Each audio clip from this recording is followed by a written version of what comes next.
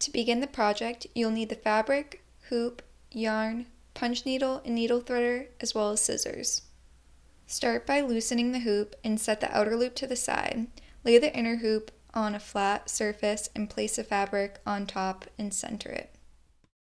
Place the outer hoop on top of the inner hoop with the fabric wedged in between. Flip the hoop over and begin to apply tension in all directions on the fabric.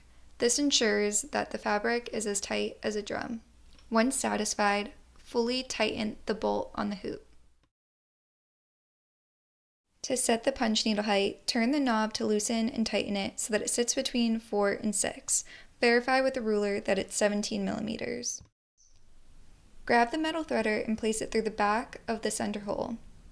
Thread it down the channel of the needle until it's coming out of the end. If it gets stuck, you're able to remove the bottom piece, then place it back on afterwards. Grab the yarn and place it through the center of the metal threader. Pull the metal threader back up through the channel until the yarn is sticking out of the center hole of the needle. Pull the yarn back until about 1 inch of yarn is sticking out of the tip. Now that we're ready to punch, you'll want to punch along the outer line, but for any inner lines, you'll want to punch just inside of the line. This is important for detailed designs to ensure that you get clean lines.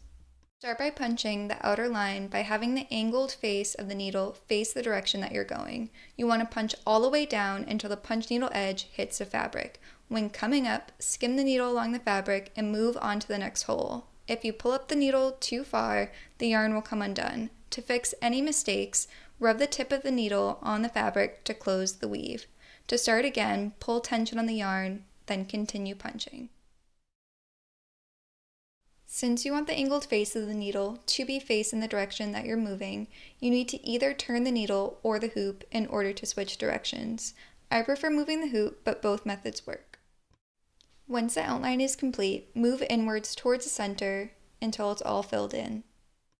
To finish a section, when pulling out the needle from the last stitch, place a finger on top of the yarn to hold the tension. Cut the yarn to leave a 1/2 inch tail. To complete the next sections, repeat the steps from the previous section.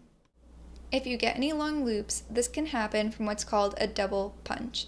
This happens when one stitch is too close to a previous stitch and it pushes it out of place. For double loops, you can just cut them to be the same length as the rest of the loops. If you continually have double punches, consider spacing out your rows like the bottom half of this project instead of how the top 2 sections are. The loop side will still be just as filled out when finished. Once you're finished punching, loosen the hoop's bolt to free the fabric. Place a hoop to the side. Cut along the edge, leaving about 1 inch of fabric. You can use the hoop's indent as a reference. Cut 1/2 inch slits along the edge of the fabric. Be careful not to cut any loops. To finish the project, you'll need felt and either the fabric glue or a hot glue gun. Place glue along the edge of the stitch side and pull back the tabs towards the center. Place glue on the edge of the fabric and a small amount in the center. Place the felt on top, then press down. Once the glue is set, cut along the edge of the coaster, being careful not to cut any loops. Enjoy your coaster!